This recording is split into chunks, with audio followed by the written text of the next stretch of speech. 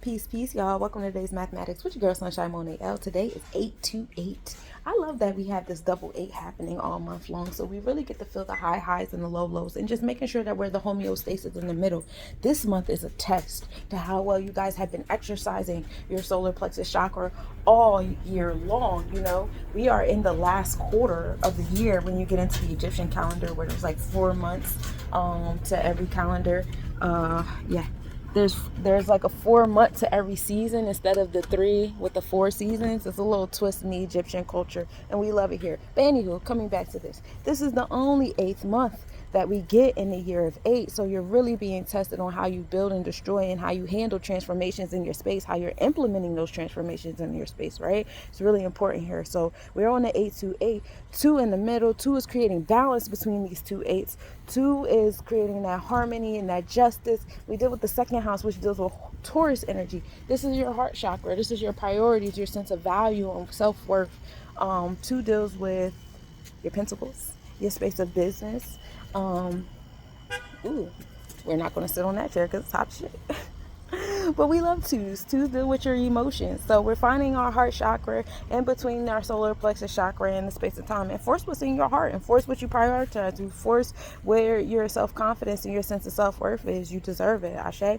So we're going to take that 2. We're going to put it into the 8, and it's going to bring knowledge into our cipher, right? We're going to be that cardinal 1, that Aries energy. We're taking initiative with this 1, right? We're utilizing, because 1 is Aries. Aries is the gut that controls the mind. Everything starts with the thought, and we move in gratitude for it all. Ashe?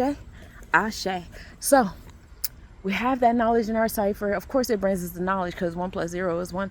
Once we bring it to the cipher, we bring it back into ourselves, right? So we have this 1, and we're going to put it into the year of 8. This is the year of the wood dragon. This is the year of building and destroying. Now, the thing with the wood dragon is about, earthly dragon, being cool, calm, and collected. It's not, about moving all crazy and doing a bunch of things. And it's also about paying attention to the abundance coming to that dragon energy. When you move cool, calm, and collected, that's why I said we got the high highs and the low lows and the 8s, but the goal is to be the homeostasis in the middle. That's how you get your wood dragon blessings, Ashe. That's how you get your wood dragon luck. If you find yourself getting too hyped up, too into things or whatever, you're going to block yourself. You're going to become the resistance. If you find yourself being too nonchalant and too, just detached and whatever, you're also blocking your blessings. You want to be in the middle, and I'm sure you could feel whether or not you're in the middle with things, Ashe.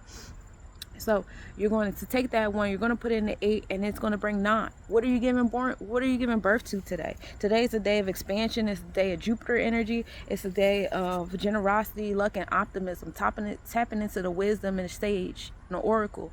9 is also half of the 6-9 of Cancer energy, going back into the womb, aligning yourself with your internal third eye. What is it that you want? What nurtures you? What makes you feel good? What makes you feel loved and nurtured and abundant? We move in gratitude for that sense of awareness and these different experiences that are coming into our space.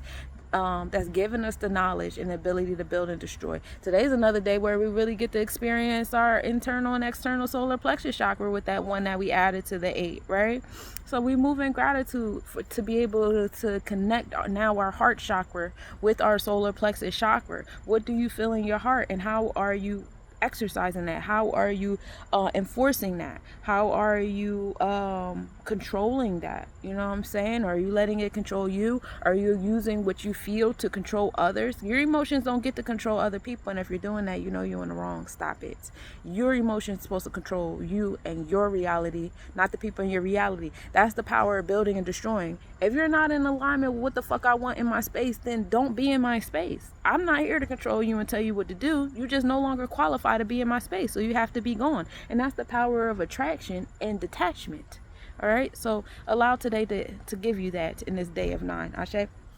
Let's talk about the astrological report. We start the day off with a 6% waning crescent moon rising at 3:33 a.m. and setting at 7:35 p.m. We are in Cancer, so we are in that womb energy. We're still in Gemini on the sidereal constellation realm. We're now in the 3rd house. The 3rd house being ruled by Cancer. So we have that going back inward and paying attention to our circle and the people, places, things, and situations that we allowed into that intimate circle of us. Because Gemini deals with our community, but it deals with the community you feel more connected to, like your parents, your siblings, the cousins you grew up with, the people you went to school with, things of that nature.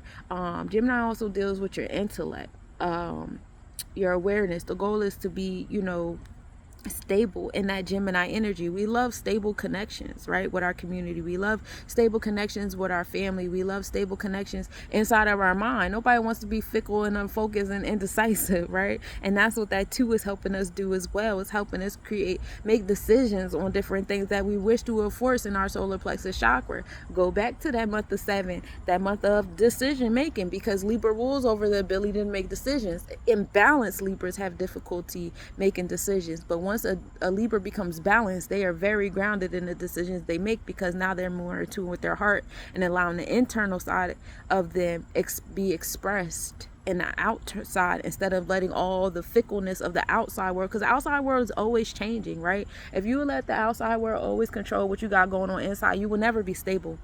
You know what I'm saying? You will never be fucking stable. It's always moving, it's always changing, it's always whatever, it's always some shit. It's always some fucking shit. And yeah, learn to be adaptable and flexible, but at the same time, bro, be stable in what you enforce in your space, right? Sunrise at 5:59 a.m. It's setting at 8:11 p.m. The moon in Castor and minimal angle at 11:36 a.m. The moon is 5.4 degrees south-southwest. Conjunction at 3:28 p.m. The moon is 5.7 degrees south. Observe at 5:16 a.m. with a 6.4 degrees southwest separation. So now we are aligning with the Gemini twin stars of loyalty, warrior-like energy.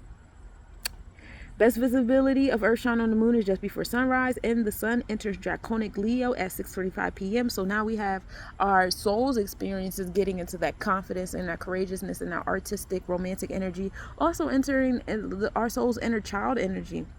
Good time to tap way back into your Akashic records, to like the beginning of your soul's experience and what your soul is going through. That's a big thing and a big deal. And that's what I got for you today, my cosmic nobodies. Enjoy.